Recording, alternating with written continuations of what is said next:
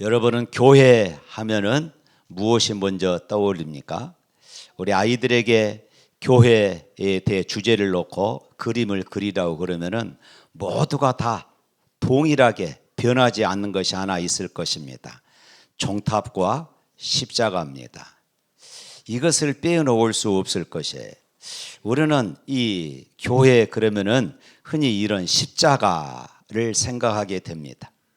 때로는 교회 그러면은 이런 건물을 우리가 보기도 합니다. 그러나 이것은 오해하는 것이지요. 교회는 건물이 아닙니다. 교회는 저와 여러분, 예수를 구주로 고백하는 성도들의 모임, 그리고 그 교회의 머리는 예수 그리스도다 하는 것입니다. 이것이 바로 교회예요. 그래서 여러분, 건물은요, 세월이 지나가면은 낡아지지요. 세월이 지나면은 낡아지고 헐어지는 것이 건물입니다.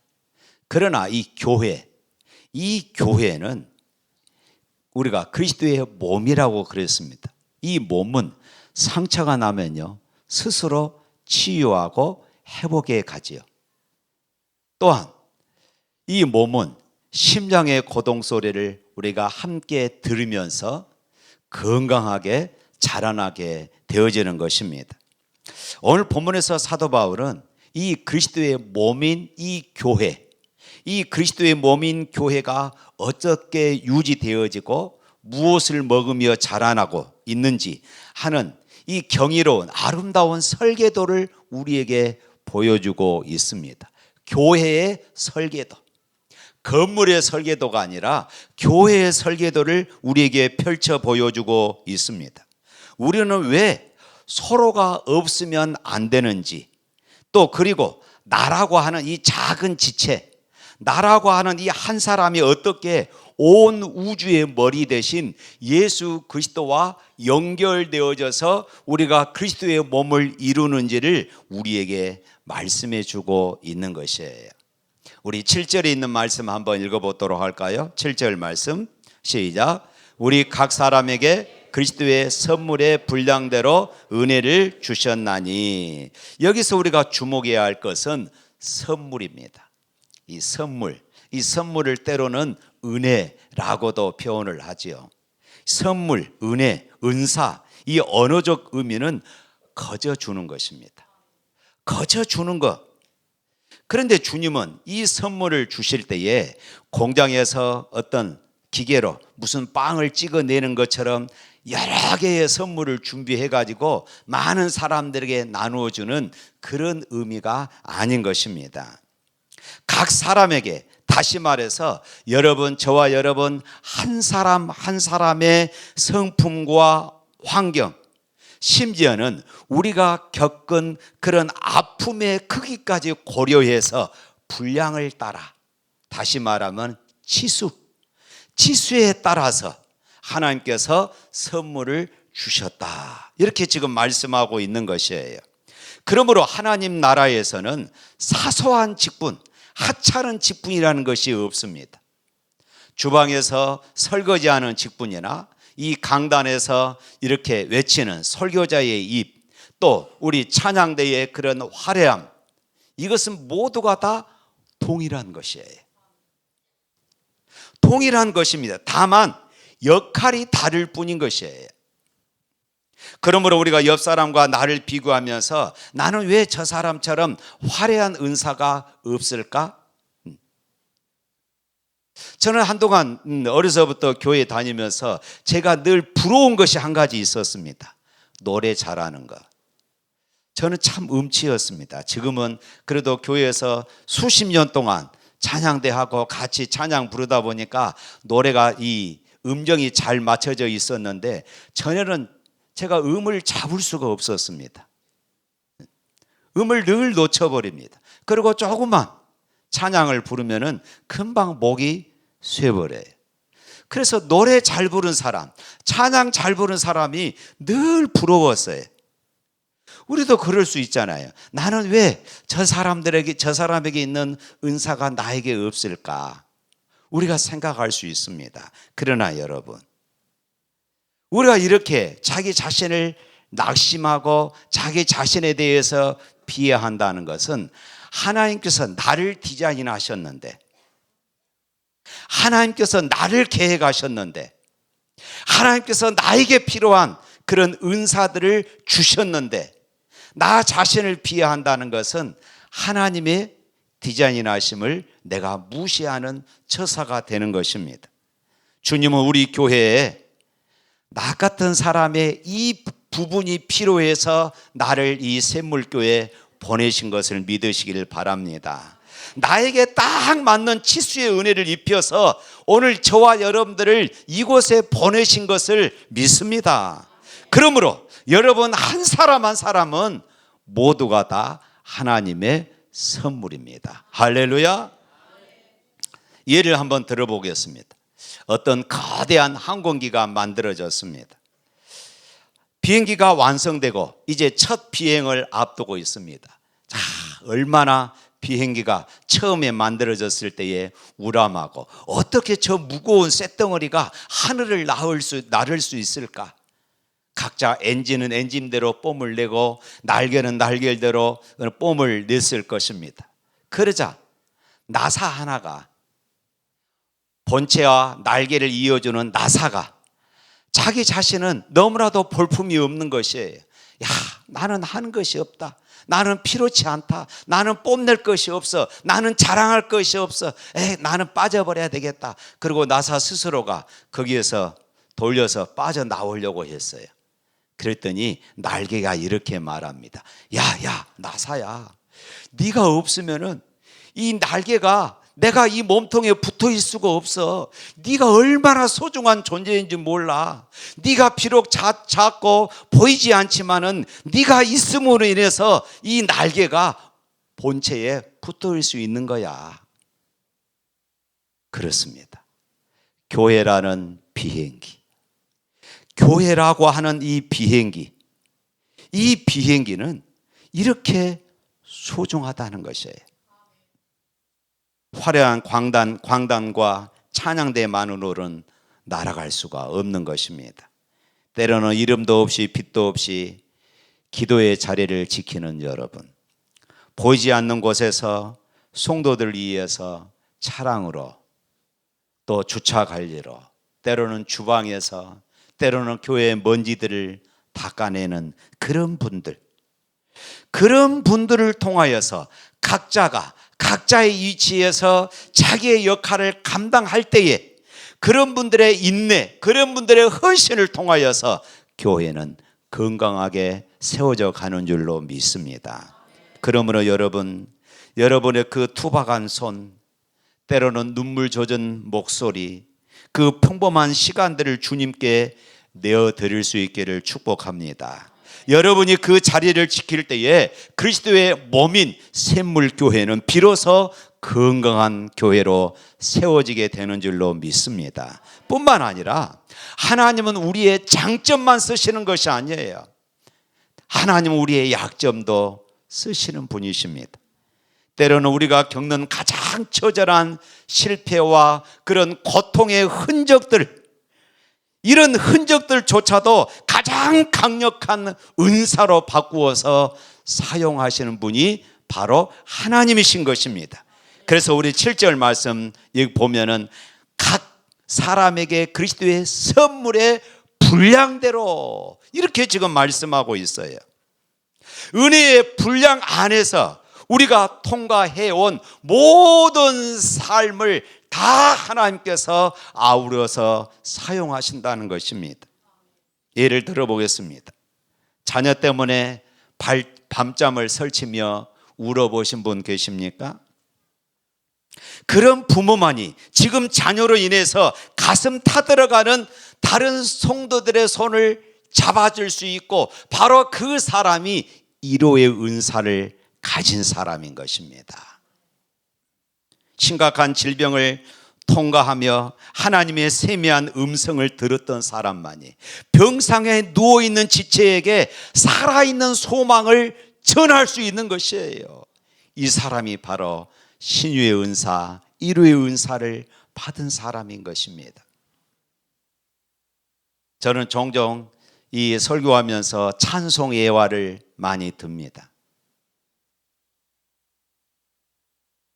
우리가 좋아하는 내 평생 가는 길, 이 찬양은 스패포드라고 하는 분이 이 가사를 지었어요. 이분은 변호사입니다. 미국 시카고 대화재 때 집이 다 불타버렸습니다. 가족들을 2로차 여행을, 아내와 그리고 네 딸들을 여행을 보냅니다. 그런데 배를 타고 여행하는 중에 배가 침몰하여서 아내는 가까스로 생명을 구조받았지만은 네 딸은 죽고 말았습니다. 여러분 생각해 보십시오. 집이 불나서 다 타버렸습니다. 네 딸이 한꺼번에 바다에 수장되어 죽었습니다. 어떻게 말할 수 있습니까? 누가 이 상황에서 견뎌낼 수 있겠습니까? 어느 누구도 이 상황에서 하나님을 원망하지 않을 사람이 없을 것입니다. 그런데 어느 날 이 스패포드가 이제 이 사고 난 그 현장을 배를 타고 지나갑니다. 그는 그 현장을 지나가면서 절망하고 오열하는 이런 시간들을 보내요. 그런데 그때 성령께서 스패포드의 마음을 만지셨어요. 말할 수 없는 하늘의 위로가, 하늘의 평강이 그의 마음을 사로잡았던 것입니다. 그는 그 순간에 바로 이 찬양 가사를 지었던 것이에요. 내 평생에 가는 길 순탄하며 늘 잔잔한 강 같든지 군풍 바로 무섭고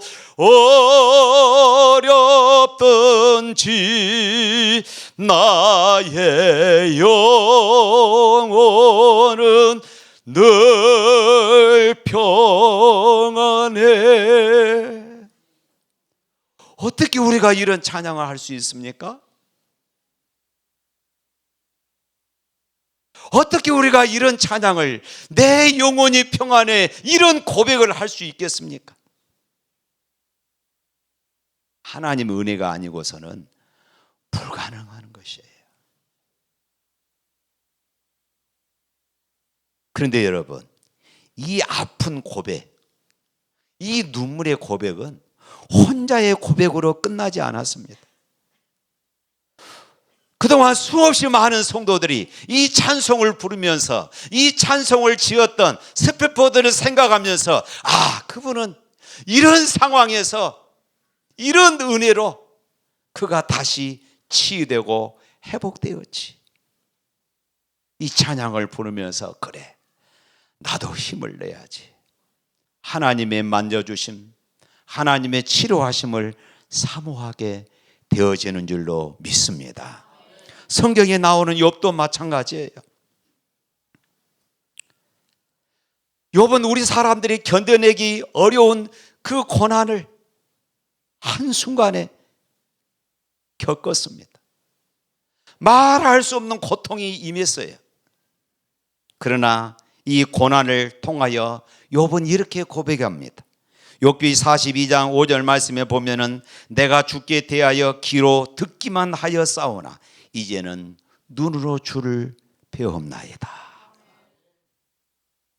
욥은 이 고난을 통하여서 귀로만 듣는 하나님이, 그동안 이 지식으로만 알고 있는 하나님이었습니다. 그런데 이제는 이 고난을 통하여 눈으로 직접 보는 하나님임을 고백하고 있는 것이에요. 그러므로 여러분, 우리가 당하는 아픔, 우리가 당하는 고난은 수치가 아닙니다.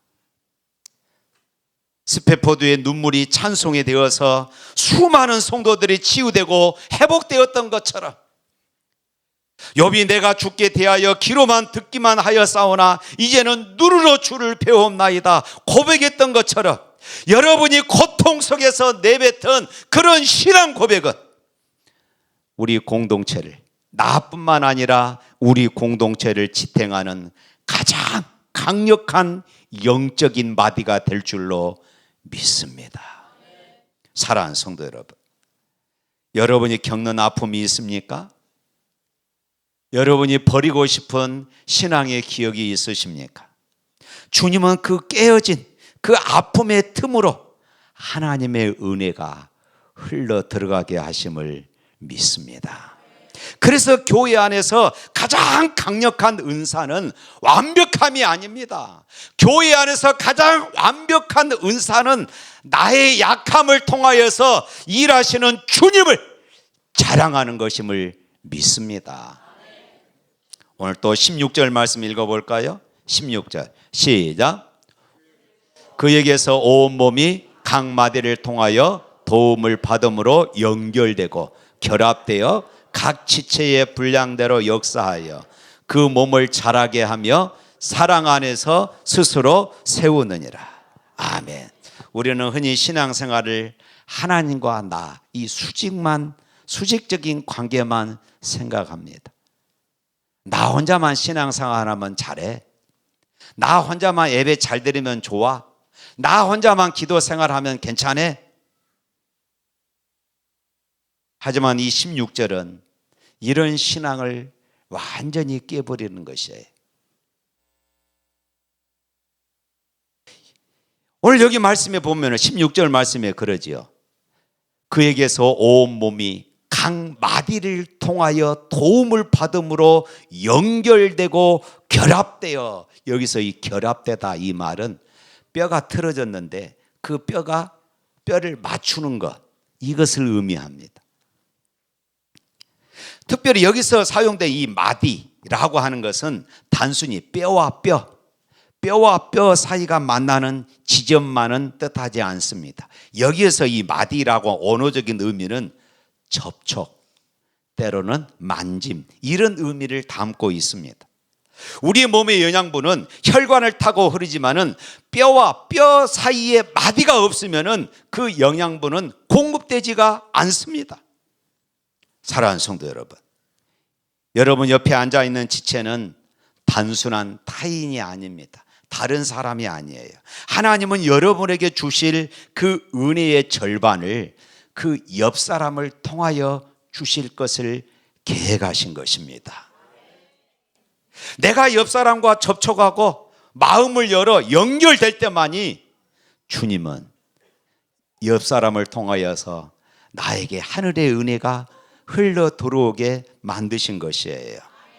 마디는 나 혼자 잘나서 빛나는 자리가 아니지 않습니까? 내 몸을 지나 다음 사람에게 은혜를 넘겨주는 통로가 되어지는 것이에요. 그래서 여러분 한 사람 한 사람은 은혜의 통로가 되는 줄로 믿습니다. 마치 레고 블록이나 또 퍼즐 조각들을 한번 보십시오. 거기에 보면은 들어가는 부분이 나와 있고 때로는 뼈 조각에 나오는 부분들이 있잖아요. 이런 것들이 서로 맞춰질 때에 하나의 작품이 완성되는 것과 마찬가지입니다. 하나님은 우리를 똑같은 모양으로 만들지 않으셨어요. 어떤 사람은 들어가게 만들고 어떤 사람은 나오게 만들었어요. 그래서 그 둘이 서로 딱 맞게끔 만들어 주신 것이에요. 그리고 주님은 그 울퉁불퉁함을 그대로 사용하셔서 서로 꽉 맞물리도록 그렇게 하셨다는 것입니다.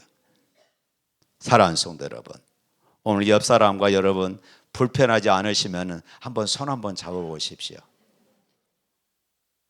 불편하지 않으신 분만 손을 잡고 계세요. 손을 잡고 계십시오. 여러분 잘 들으시기를 바랍니다. 그 손은 여러분의 부족함을 채워주기 위한 하나님의 손입니다. 할렐루야.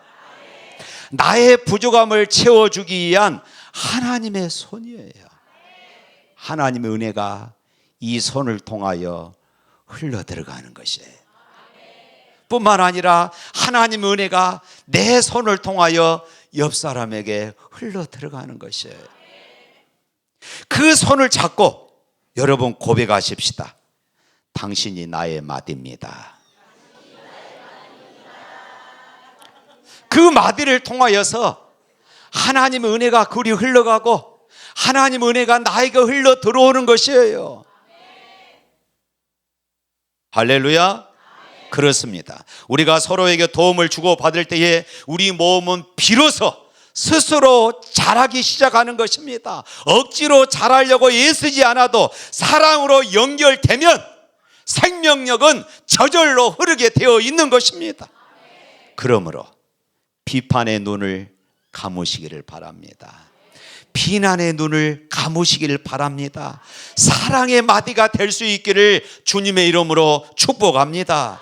그럴 때 우리 교회는 세상에서 어디에서도 볼 수 없는 아름다운 하나님의 가족이 될 줄로 믿습니다. 그런데 여러분, 우리가 서로 연결된다는 것은 우리끼리 친하게 지내자 하는 이런 의미가 아니에요. 14절 말씀 한번 읽어볼까요? 14절 말씀 시작.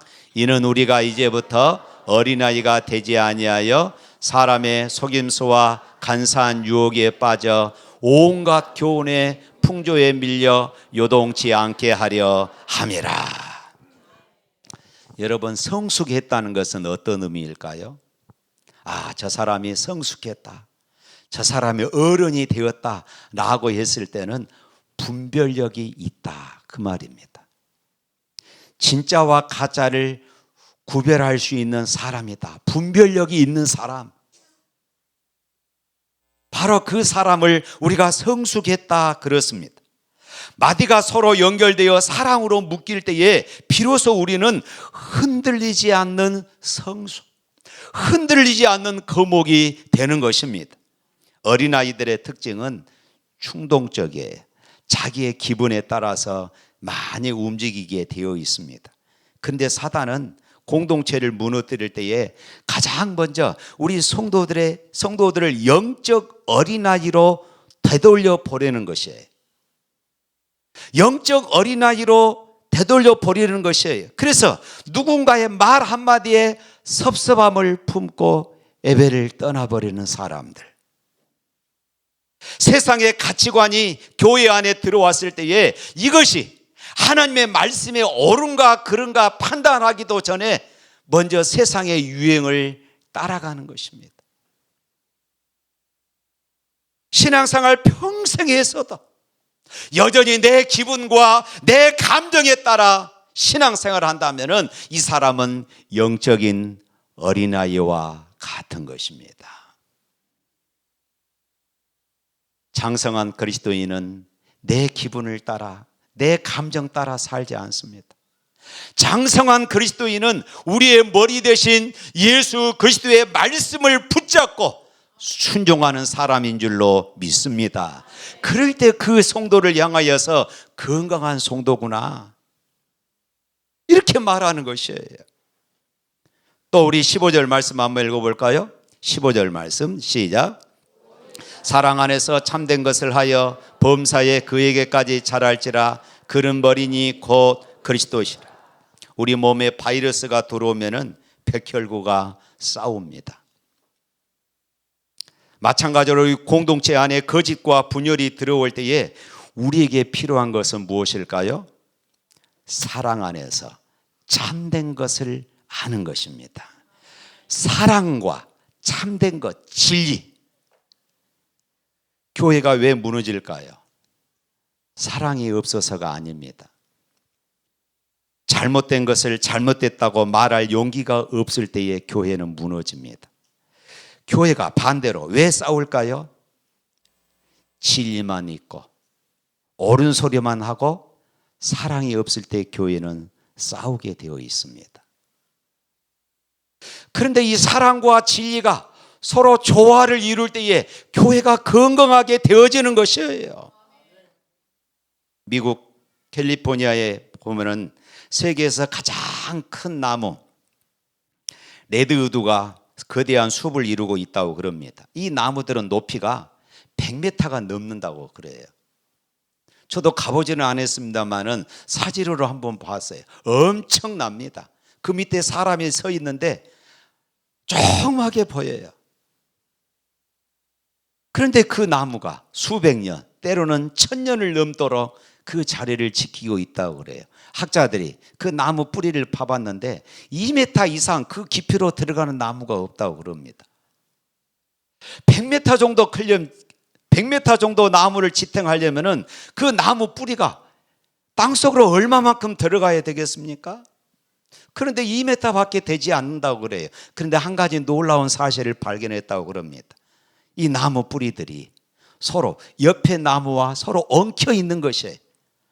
옆에 나무 뿌리들과 서로 엉켜서 서로 지탱해주고 서로 붙잡아주고, 그래서 큰 바람이 불어도 100m가 넘는 이 나무들이 넘어지지 않는다는 것입니다. 그렇습니다. 이것이 바로 교회의 모습이 되어야 할 줄로 믿습니다. 우리가 사랑 안에서 그리고 진리로 서로의 뿌리를 껴안고 있을 때에 세상의 유혹이 불어와도 우리 교회는 결단코 요동하지 않게 될 줄로 믿습니다.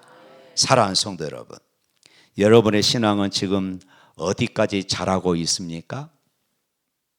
여전히 내 기분과 환경에 따라 흔들리고 있지는 않습니까? 이제는 옆에 있는 지체의 뿌리를 잡아주시기를 바랍니다. 지체가 흔들릴 때에 진리의 말씀으로 지탱해주고, 지체가 힘겨울 때에 사랑으로 품어줄 수 있기를 축복합니다.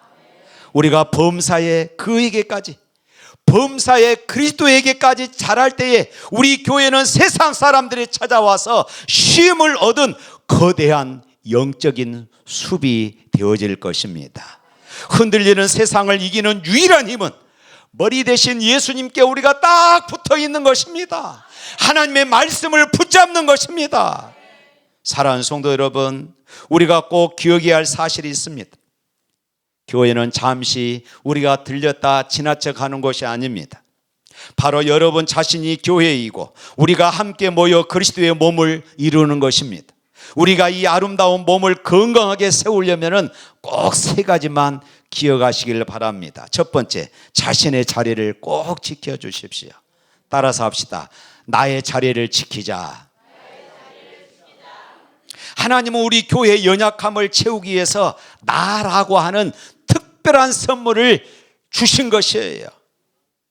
여러분의 기도의 자리를 비우고 여러분의 섬김의 자리를 떠난다면 주님의 몸은 그만큼 아프고 고통스러울 수밖에 없을 것입니다. 나 하나쯤이야 이것이 아니라 내가 없으면 안 돼. 이런 고백으로 여러분의 자리를 지킬 수 있기를 축복합니다. 두 번째로, 서로 부족함을 사랑으로 덮어주십시오. 따라서 합시다. 서로 부족함을 사랑으로 덮자. 흔히 사람들이 이렇게 말합니다. 이 교회는 사랑이 없어. 여러분 기억하십시오. 이 교회는 사랑이 없는 것이 아니라 내가 사랑이 없는 것입니다. 내가 사랑이 없는 것이에요. 그런데 우리는 나를 바라보지 않고 이 교회가 사랑이 없다고 말합니다. 옆에 있는 성도가 사랑이 없어서 불편하십니까? 그 부족함을 비난하라고 있는 것이 아닙니다. 여러분의 사랑으로 채워주라는 것이에요. 이것이 교회예요. 그런데 우리는 나에게 사랑이 없는 것을 보지 못하고 이 교회가 다른 사람에게 우리가 화살을 돌리는 것입니다. 어떻게 그 교회가 건강할 수 있겠습니까? 세 번째로, 예수님의 마음으로 움직이십시오. 따라서 합시다. 예수님의 마음을 품자. 그렇습니다. 몸의 모든 부분들은 우리의 머리의 명령을 듣게 되어 있는 것입니다. 교회의 머리는 목사가 아닙니다. 교회의 머리는 장로도 아닙니다. 샘물교회의 머리는 오직 예수 그리스도입니다. 할렐루야.